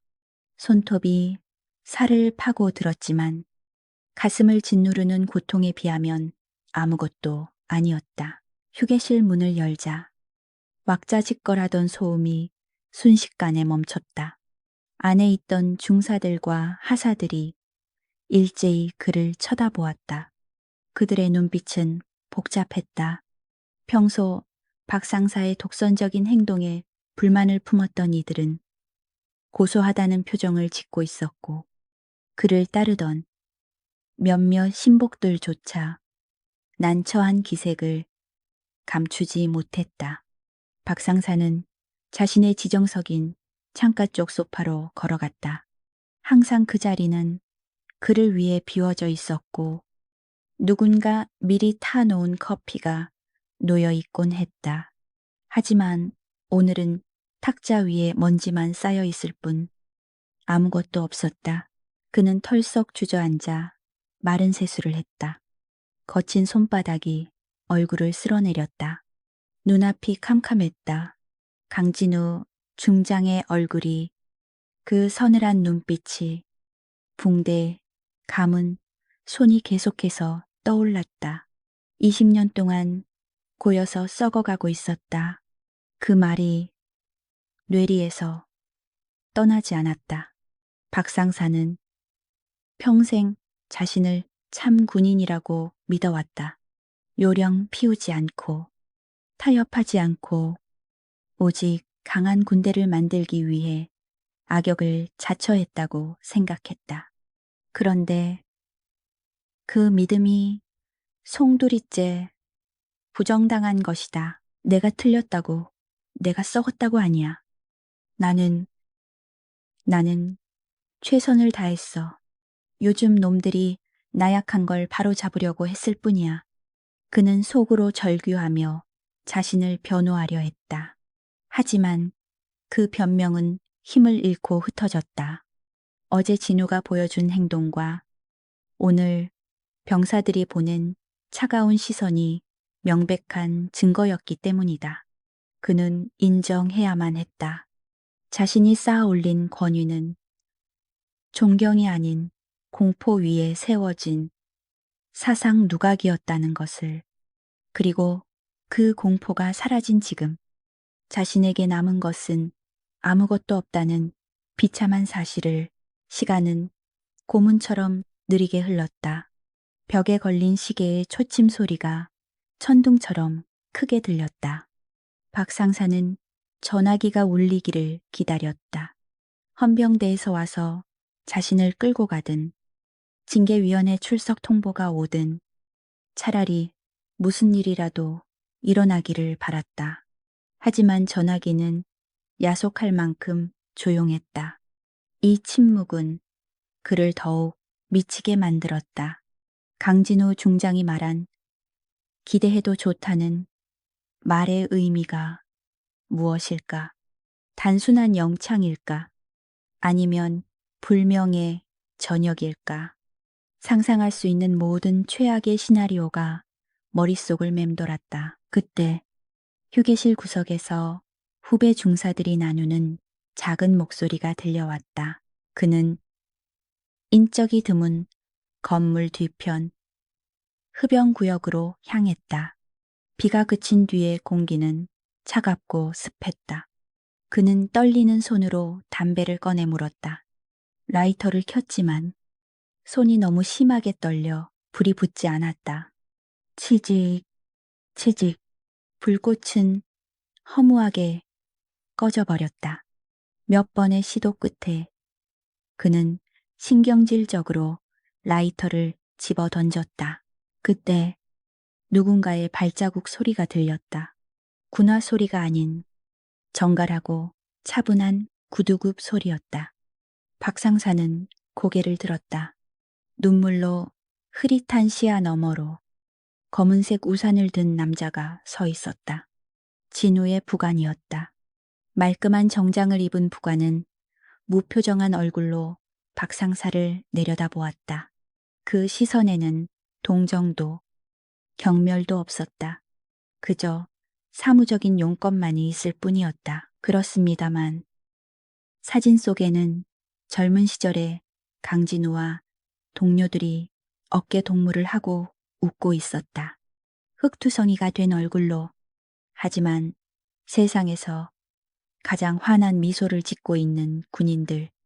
그리고 그 사진 뒷면에는 만년필로 쓴 간결한 글씨가 적혀 있었다. 오후 7시가 되기 10분 전 박동훈 상사는 사령부 별관 302호 앞에 도착했다. 복도는 숨소리조차 들리지 않을 만큼 고요했고 형광등 불빛은 차갑게 내려앉아 있었다. 그는 문고리를 잡으려던 손을 멈추고 깊은 숨을 들이마셨다. 심장이 불규칙하게 뛰고 있었다. 지난 20년간 수많은 작전을 수행하며 사선 스센을 넘나들었지만 지금 이 순간만큼 공포를 느낀 적은 없었다.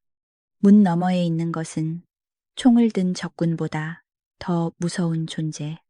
자신의 영혼을 발가벗길 심판관이었다. 박상사는 떨리는 손을 진정시키며 조심스럽게 노크했다. 들어오게. 안에서 들려온 목소리는 낮고 건조했다. 문을 열고 들어서자 화려한 집무실이 아닌 간소한 회의실 풍경이 눈에 들어왔다. 낡은 소파와 작은 탁자, 그리고 창가에 놓인 책상 하나가 전부였다. 강진우 중장은 정복 상의를 벗고 흰 셔츠 차림으로 창밖을 바라보고 있었다. 붕대가 감긴 오른손은 찻잔을 감싸 쥐고 있었다. 오느라 고생 많았네. 거기 앉게. 박상사, 자네는 왜 그렇게 화가 나 있었나? 진우의 첫 질문은 예상 밖이었다. 규정 위반이나 가혹 행위에 대한 추궁이 아니었다. 박상사는 당황하여 눈을 깜빡였다. 화가 났다니요. 저는 그저 훈련 기강을. 아니, 그건 핑계야. 진우가 단호하게 말을 끊었다. 자네는 어제 나를 처음 봤을 때부터 분노에 차 있었어. 단순히 훈련장에 민간인이 들어왔기 때문이 아니었지. 자네의 눈빛, 말투, 행동 하나하나가 세상에 대한 그리고 군대에 대한 깊은 증오와 억울함으로 가득 차 있었네. 무엇이 자네를 그렇게 만들었나? 박상사는 아무 말도 할 수 없었다. 정곡을 찔린 기분이었다. 그는 찻잔을 쥔 손에 힘을 주었다. 뜨거운 온기가 손바닥을 데웠지만 가슴속의 한기는 가시지 않았다. 무엇이 나를 화나게 했는가? 그는 지난 세월을 되돌아보았다. 흙바닥을 구르며 청춘을 바쳤지만 돌아오는 것은 늘어가는 주름과 쑤시는 관절뿐이었다. 간절뿐이었다. 저는 억울했습니다. 한참 만에 박상사의 입에서 갈라진 목소리가 흘러나왔다. 뚝이 터진 듯 억눌러 왔던 감정이 쏟아지기 시작했다. 20년입니다. 제 청춘을 다 바쳐서 이 부대를 지켰습니다. 장교들이 진급 때문에 거쳐가는 정거장 취급을 할 때도 저는 묵묵히 현장을 지켰습니다. 그런데 세상은 변했습니다. 요즘 들어오는 신임 소위들은 저를 고리타분한 늙은이 취급하고 체년이 참이나 시급하고 병사들은 저를 괴물 보듯 합니다. 제가 틀린 겁니까? 강하게 키우려고 전쟁 나면 죽지 말라고 악역을 자처한 게 죄입니까? 박상사는 울분을 토해냈다. 눈시울이 붉어졌다. 진우는 그 말을 묵묵히 경청했다. 중간에 말을 자르지도 비난하지도 않았다. 그 침묵이 박 상사로 하여금 더 깊은 속내를 꺼내게 만들었다. 중장님을 배웠을 때 솔직히 질투가 났습니다. 저보다 훨씬 어린 나이에 저렇게 빛나는 별을 달고 있는 모습이 제 인생을 초라하게 만드는 것 같았습니다. 너는 평생을 바쳤지만 고작 상사 나부랭이야 라고 비웃는 것 같아서 그래서 더 모질게 대했습니다. 그래야 제 자존심이 살 것 같아서 박상사는 고개를 떨구었다. 수치심에 얼굴이 화끈거렸다. 장군 앞에서 질투심을 고백하다니 군인으로서 가장 비참한 순간이었다. 하지만 이상하게도 평생 누구에게도 말하지 못했던 술에 취해서도 차마 뱉지 못했던 열등감의 덩어리를 뱉어내고 나니 가슴을 짓누르던 돌덩이가 사라진 느낌이었다. 진우는 찻잔을 내려놓고 천천히 입을 열었다. 자네의 고통은 이해하네. 헌신한 만큼 인정받지 못한다는 박탈감. 그리고 잊혀질지도 모른다는 두려움. 그것은 군복을 입은 자라면 누구나 겪는 딜레마지. 진우의 목소리는 부드러웠지만 곧이어 서늘하게 바뀌었다. 하지만 박상사, 자네의 그 상처가 타인을 공격할 면허증이 될 수는 없네. 자네는 병사들을 위해서라고 말했지만 사실은 자네의 존재감을 확인하기 위해서 병사들을 도구로 쓴 거야. 공포로 그들을 억누르면서 나는 아직 살아있다. 나는 아직 힘이 있다고 스스로에게 최면을 걸었던 거지. 박상사는 고개를 들 수 없었다. 진우의 지적은 뼈아팠다. 정확했다. 그는 병사들의 안전보다 자신의 권위를 우선시했다. 어제 로프 사고 때도 병사가 떨어질 뻔한 순간보다 자신이 무시당했다는 사실에 더 분노했었다. 그것은 군인이 아니라 아집에 갇힌 독재자의 모습이었다. 자네가 나에게 했던 막말들, 책상 물림, 가짜, 전쟁놀이, 그 말들은 사실 자네 자신에게 던진 비명이었어. 스스로가 시대에 뒤처진 가짜가 되어가고 있다는 공포를 감추기 위한 방어 기제였지. 아닌가? 맞습니다. 중장님 말씀이 다 맞습니다. 박상사는 오열했다. 굵은 눈물 방울이 바지 위로 떨어졌다.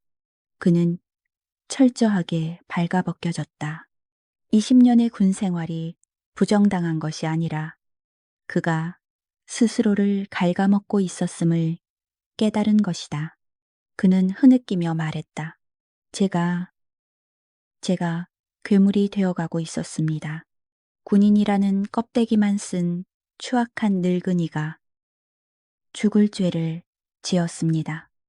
중장님, 방 안에는 박상사의 흐느낌 소리만이 울려 퍼졌다. 진우는 그가 충분히 울도록 내버려 두었다. 눈물은 때로 가장 좋은 소독약이 된다. 썩은 환부를 도려내고 새살이 돋게 하려면 그동안 쌓인 고름을 짜내야만 했다. 한참 뒤 박상사의 울음이 잦아들자 진우가 휴지 상자를 건넸다. 눈물을 닦게. 자네를 이곳에 부른 건 자네를 파면하거나 영창에 보내기 위해서가 아니야. 박상사는 젖은 눈으로 진우를 바라보았다. 의외의 말이었다. 그는 당연히 군복을 벗게 될 것이라 각오하고 있었다. 자네의 경험과 기술은 여전히 이 부대에 필요해. 자네가 가진 그 거친 손과 흙냄새는 책상에서 배울 수 없는 귀중한 자산이지. 문제는 그 자산을 쓰는 방식이야. 독이 묻은 칼은 사람을 죽이지만 독을 닦아낸 칼은 사람을 살리는 법이네. 진우는 자리에서 일어나 창가로 걸어갔다. 어둠이 내려앉은 연병장에 가로등 불빛이 하나둘 켜지고 있었다.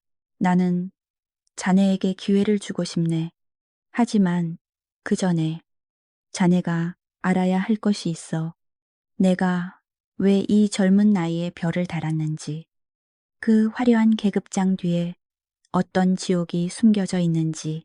진우는 창문에 비친 자신의 얼굴을 바라보았다. 피로에 절어 있는 나이보다 훨씬 늙어 보이는 눈동자가 그곳에 있었다. 자네는 나를 질투했다고 했지.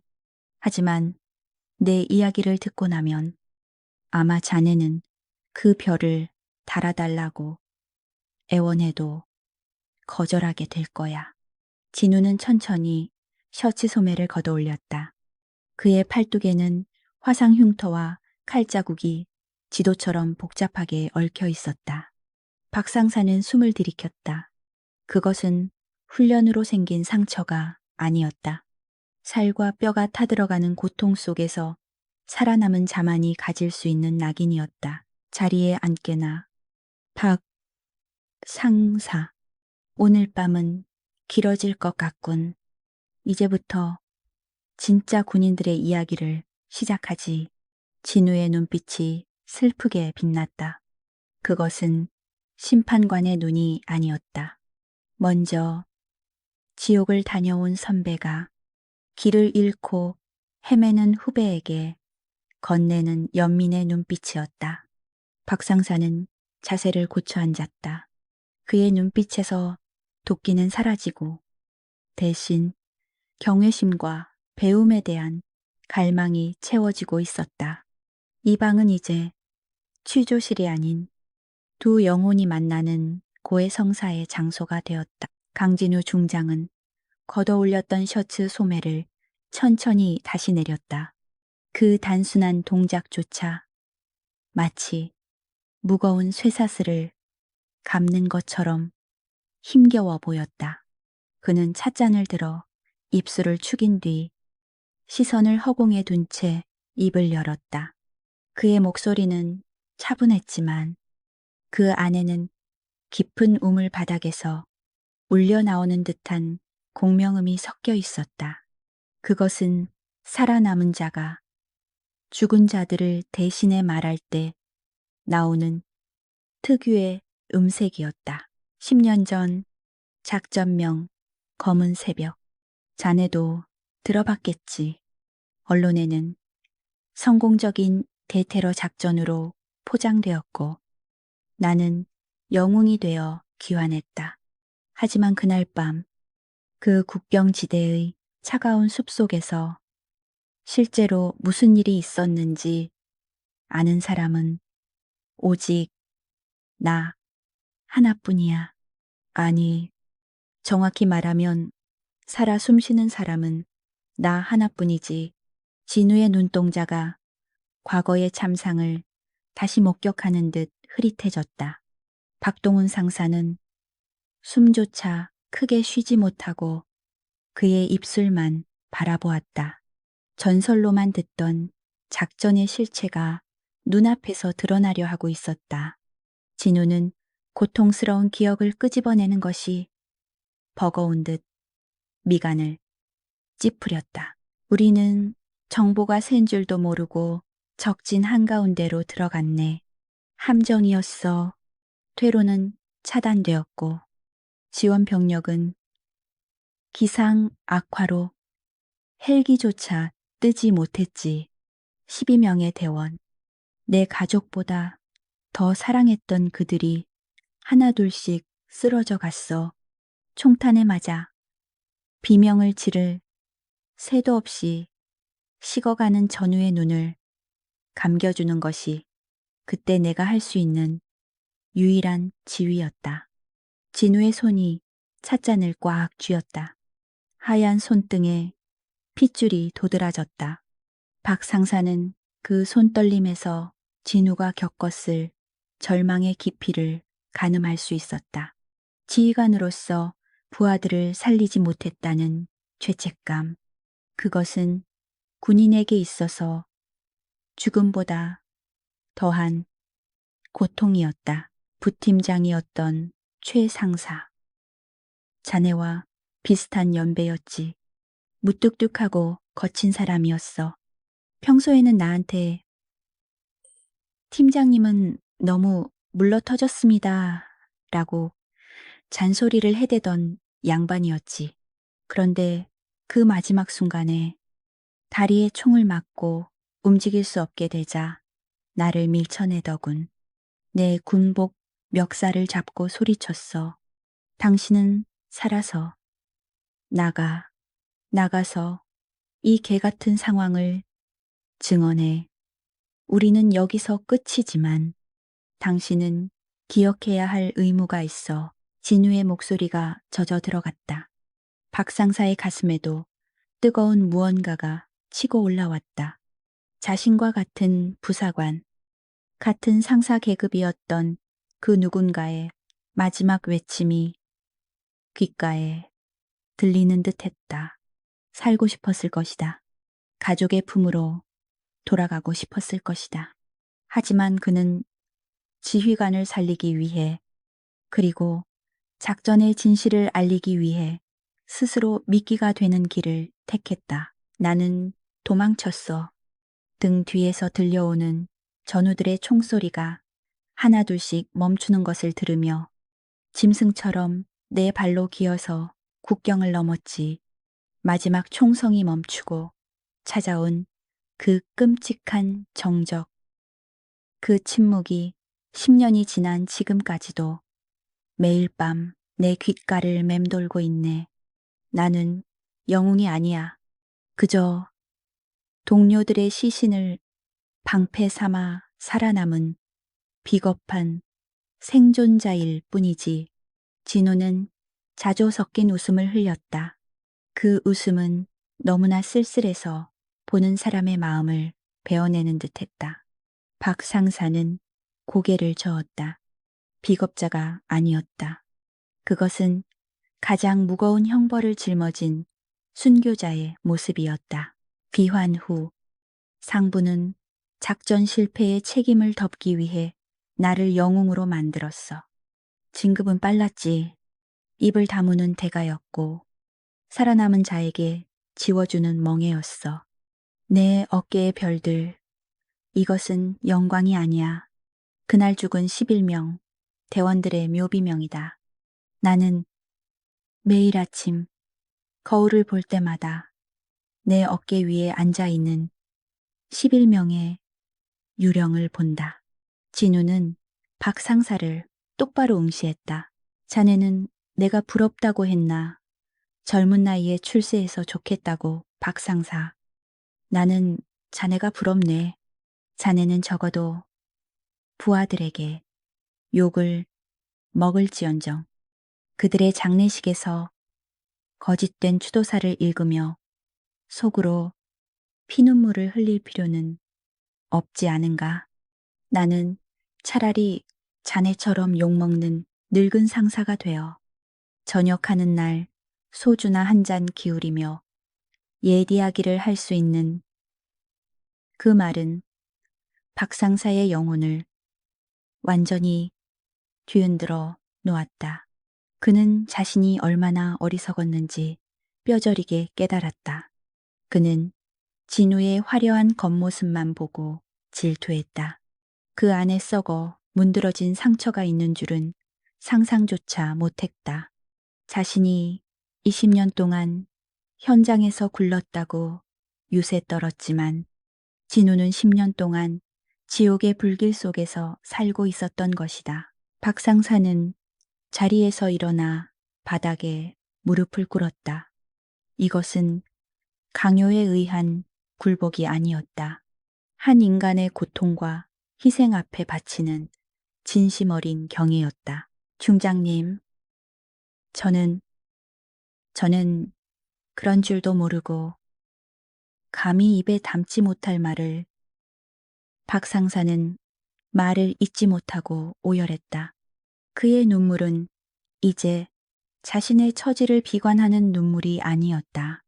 진우의 아픔에 공감하고 그동안 자신이 군인으로서 망각하고 있었던 전우회라는 본질을 다시 깨달은 자의 참회였다. 진우는 자리에서 일어나 박 상사에게 다가갔다. 그리고 붕대 감은 손으로 박 상사의 떨리는 어깨를 감싸 안았다. 일어나게, 박 상사. 무릎은 적 앞에서 꿇는 것이 아니면 신 앞에서만 꿇는 것이네. 나 같은 죄인에게 꿇을 필요 없어. 진우는 박 상사를 억지로 일으켜 소파에 앉혔다. 그리고 자신의 셔츠 주머니에서 담배 한 개비를 꺼내 박 상사에게 건넸다. 피우게. 여기는 금연 구역이지만 오늘 밤은 내가 허락하지. 박 상사는 떨리는 손으로 담배를 받아 입에 물었다. 진우가 라이터 불을 붙여주었다. 매캐한 연기가 폐부 깊숙이 들어왔다가 나가며 가슴 속의 응어리를 조금이나마 녹여주었다. 두 남자 사이에는 더 이상의 말이 필요 없었다. 그저 타들어가는 담배 연기 속에 서로의 고독과 아픔을 섞어보낼 뿐이었다. 내가 자네를 징계하지 않고 이 방으로 부른 이유가 뭔지 아나. 한참 뒤 진우가 침묵을 깼다. 박 상사는 붉어진 눈으로 그를 바라보았다. 자네에게서 최 상사의 모습을 봤기 때문이야. 거칠고 투박하지만 누구보다 군대를 사랑하는 그 열정, 방향이 조금 틀어졌을 뿐 자네의 그 에너지는 아직 살아있어. 나는 그 에너지가 필요해. 진우의 눈빛이 결연하게 빛났다. 나는 이제 곧 사령관으로 취임하게 된다. 내 목표는 하나야. 다시는 검은 새벽 같은 비극을 만들지 않는 것. 무능한 지휘와 보여주기식 행정으로 아까운 목숨들이 희생되는 것을 막는 것. 그러기 위해서는 자네 같은 베테랑이 필요하다. 제가 무엇을 할 수 있겠습니까? 저는 이미 병사들에게 신망을 잃은 꼰대일 뿐입니다. 박 상사가 힘없이 대답했다. 하지만 진우는 고개를 저었다. 아니, 자네는 변할 수 있어. 오늘 자네가 흘린 그 눈물이 증거야. 병사들을 공포로 다스리지 말고 자네가 가진 그 노하우로 그들을 지켜주게 훈련은 엄하게 하되 그 끝에는 반드시 너희를 살리기 위해서라는 진심이 전달되어야 해. 자네가 내 부하들을 지키는 방패가 되어주게. 방패. 그 단어가 박상사의 가슴에 묵직하게 박혔다. 누군가를 찌르는 창이 아니라 누군가를 지키는 방패.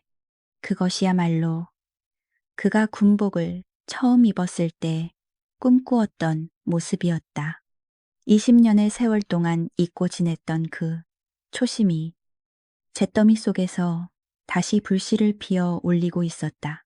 저에게 기회를 주시겠습니까? 기회가 아니라 명령이다. 미다. 명령이다. 박동훈 상사, 자네의 남은 군 생활을 나에게, 아니, 우리 병사들에게 바치게. 이것이 내가 자네에게 내리는 징계이자 임무다. 박 상사는 입술을 깨물며 자리에서 일어났다. 그리고 그 어느 때보다 절도 있고 힘찬 동작으로 거수경례를 올렸다. 충성명 받들겠습니다. 그의 목소리는 더 이상 떨리지 않았다. 쉰 목소리였지만 그 안에는 새로운 결의가 단단하게 자리 잡고 있었다. 진우는 희미한 미소를 지으며 마주 경례를 했다. 나가보게. 내일 아침 점호 때 보지. 박상사는 뒤로 돌아 문을 향해 걸어갔다. 문고리를 잡는 순간 그는 잠시 멈칫했다. 그리고 뒤를 돌아보지 않은 채 나직하게 말했다. 중장님, 살아남아 주셔서 감사합니다. 그리고 죄송했습니다. 문이 닫히고 진우는 다시 혼자가 되었다. 하지만 방 안의 공기는 이전처럼 차갑지 않았다. 그는 창밖을 바라보았다. 칠흑 같던 어둠이 조금씩 물러가고 먼 동쪽 하늘에서 희미하게 여명이 밝아오고 있었다. 검은 새벽은 지나갔다. 이제 새로운 아침이 오고 있었다. 진우는 자신의 어깨에 달린 계급장을 만져보았다. 여전히 무거웠지만 이제는 혼자 짊어지는 무게가 아니라는 생각이 들었다. 박상사는 복도를 걸어 나왔다. 차가운 밤 공기가 상쾌하게 느껴졌다. 그는 주머니에 손을 넣었다가 진우가 줬던 사진이 들어있는 봉투를 만져보았다. 그의 발걸음은 20년 전 신병 때처럼 가벼웠다. 그는 더 이상 늙고 지친 상사가 아니었다.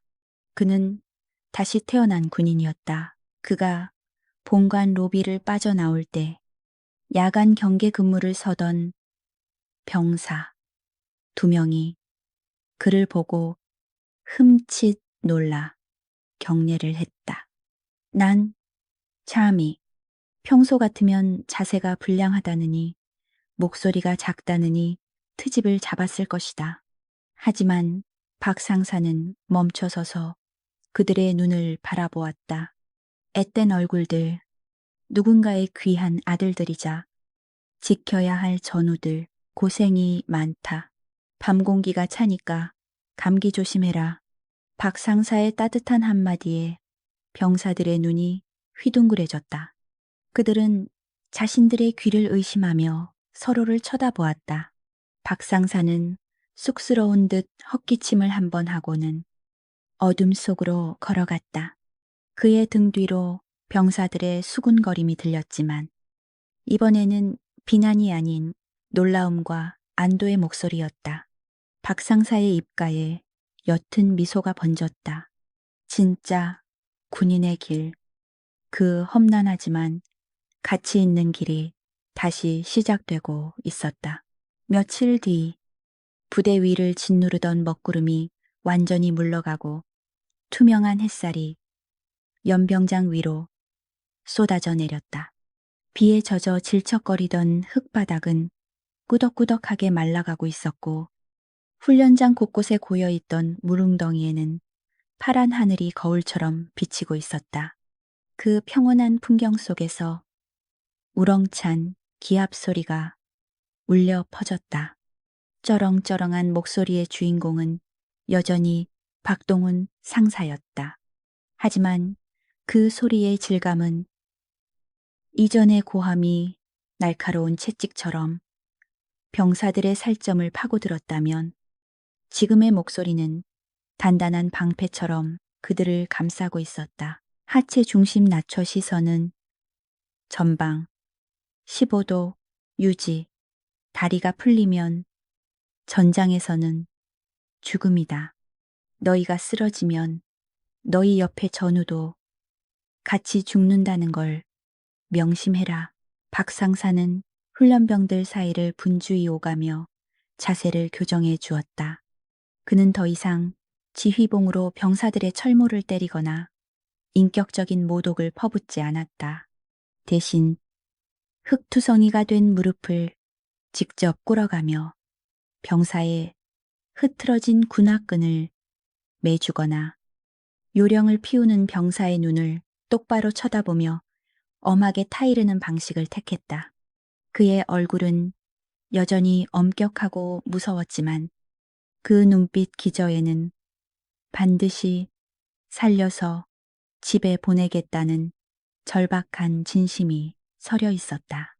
병사들도 그 변화를 본능적으로 감지하고 있었다. 강진우 중장은 사령부 본관 계단 위에 서서 그 광경을 조용히 내려다보고 있었다. 그의 정복 어깨 위에는 찬란한 금빛 견장이 햇빛을 받아 반짝이고 있었다. 며칠 전 낡은 야전 상의를 입고 유령처럼 서 있던 때와는 사뭇 다른 위엄이 느껴졌다. 하지만 그의 표정은 권위적인 지휘관의 그것이라기보다는 힘든 숙제를 마친 학생의 홀가분함에 가까웠다. 그는 박 상사가 변화하는 모습을 보며 가슴 한구석이 묵직하게 차오르는 것을 느꼈다. 그것은 안도감이자 10년 전 지키지 못했던 동료들에 대한 작은 속죄였다. 차량이 준비되었습니다. 중장님, 다음 일정 때문에 지금 출발하셔야 합니다. 부관이 다가와 정중하게 알렸다. 진우는 고개를 끄덕였다. 이제 떠날 시간이었다. 이곳에서의 짧은 체류는 그의 긴 군 생활 중 스쳐 지나가는 에피소드일 수도 있었다. 하지만 진우에게는 그 어떤 대규모 작전보다도 의미 있는 시간이었다. 그는 단순히 한 부대의 기강을 잡은 것이 아니라 길을 잃고 헤매던 한 노병의 영혼을 구했고 그를 통해 자신 또한 치유받았기 때문이었다. 진우는 계단을 천천히 내려갔다. 검은색 세단이 대기하고 있었다.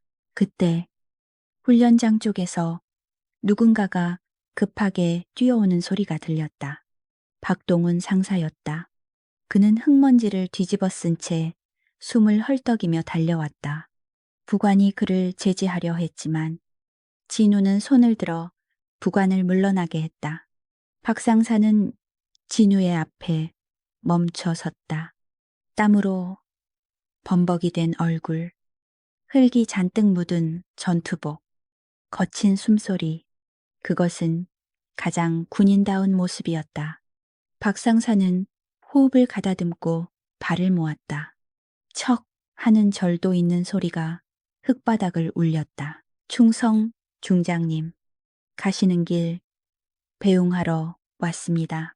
박 상사의 경례는 완벽했다. 손끝의 각도, 시선, 그리고 목소리까지. 그것은 단순히 계급에 대한 복종이 아니었다. 인간 대인간으로서, 그리고 같은 아픔을 공유한 전우로서 바치는 최고의 예우였다. 며칠 전만 해도 진우를 가짜라고 비난했던 그 입에서 나오는 경례 구호는 그 어떤 찬사보다 진정성이 있었다. 진우는 미소를 지으며 마주 경례를 했다. 훈련 중에 자리를 비워도 되나?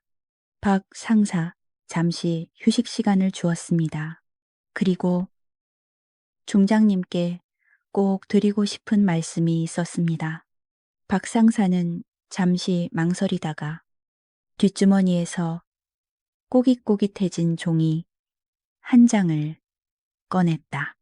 그것은 진우가 훈련장에서 지적했던 안전수칙과 훈련 개선안을 박 상사 나름대로 정리한 메모였다. 투박한 글씨체였지만 밤을 새워가며 고민한 흔적이 역력했다. 중장님께서 말씀하신 대로 훈련 강도는 유지하되 안전장치를 보강하는 방안을 짜봤습니다. 제가 많이 부족해서 이게 맞는지 모르겠습니다만 앞으로 이대로 아이들을 가르쳐 보려 합니다. 진우는 그 메모를 받아들었다. 종이에서는 흙냄새와 땀냄새가 났다. 그것은 서류철 속에 갇힌 죽은 보고서가 아니라 현장의 생명력이 담긴 살아있는 계획서였다.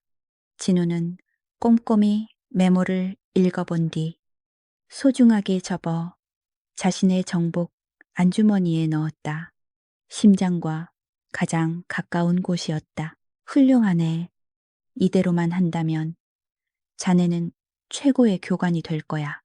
아니, 이미 자네는 이 부대의 가장 든든한 방패일세. 진우의 칭찬에 박상사의 얼굴이 붉게 달아올랐다. 그는 쑥스러운 듯 코밑을 문질렀다. 감사합니다. 그리고 저기 그 사진 말입니다. 매일 아침 그 사진을 봅니다. 중장님의 동료분들. 제가 그분들 몫까지 다 할 수는 없겠지만 적어도 제 손을 거쳐간 녀석들이 허무하게 죽게 놔두지는 않겠습니다. 약속드립니다. 그 말은 진우의 가슴을 세게 때렸다. 눈시울이 뜨거워지려는 것을 애써 참았다. 10년 동안 그를 괴롭혔던 악몽이 조금은 옅어지는 기분이었다. 이제 그의 짐을 나눠 짊어질 사람이 생긴 것이다. 진우는 박상사의 어깨를 2번 꽉 쥐었다. 말로 표현할 수 없는 신뢰와 감사가 그 손길을 통해 전달되었다. 믿겠네. 건강하게.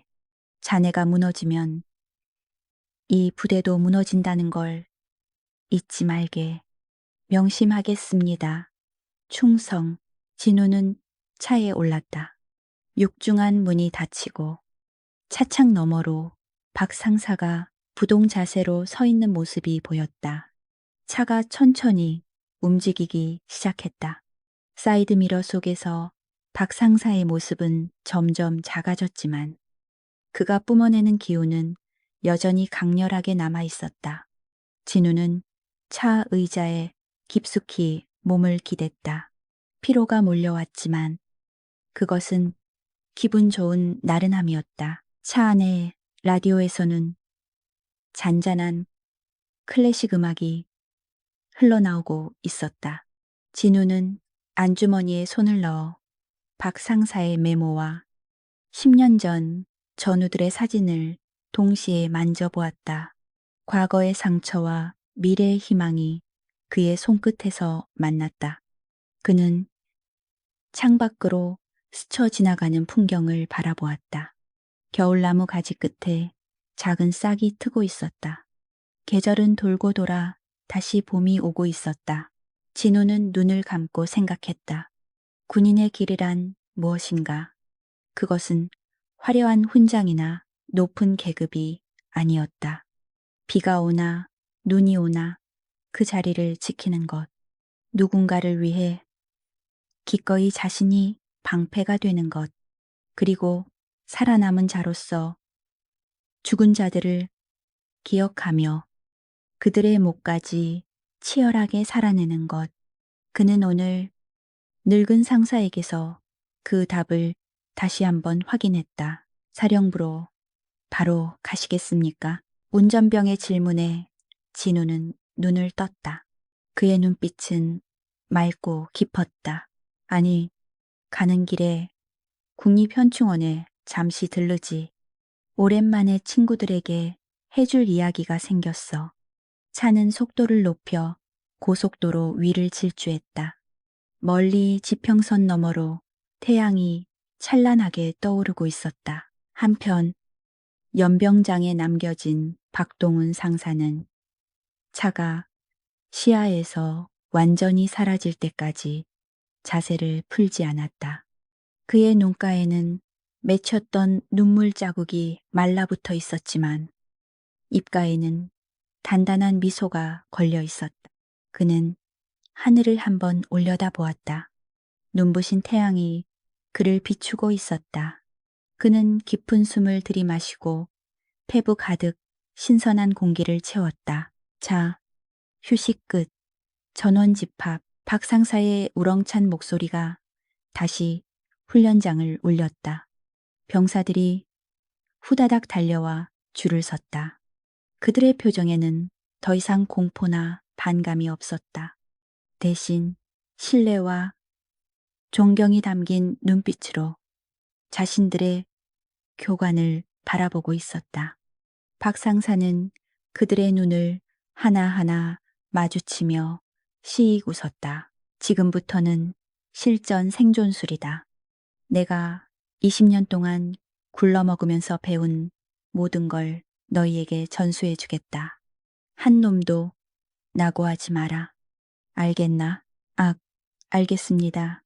병사들의 함성이 하늘을 찔렀다. 박상사는 흙바닥을 힘차게 밟았다. 그의 군화 소리는 그 어느 때보다 경쾌하고 묵직했다. 진정한 군인들의 땀방울이 다시 연병장을 적시기 시작했다. 그것은 강요된 고통이 아닌 생명을 지키기 위한 거룩한 땀이었다.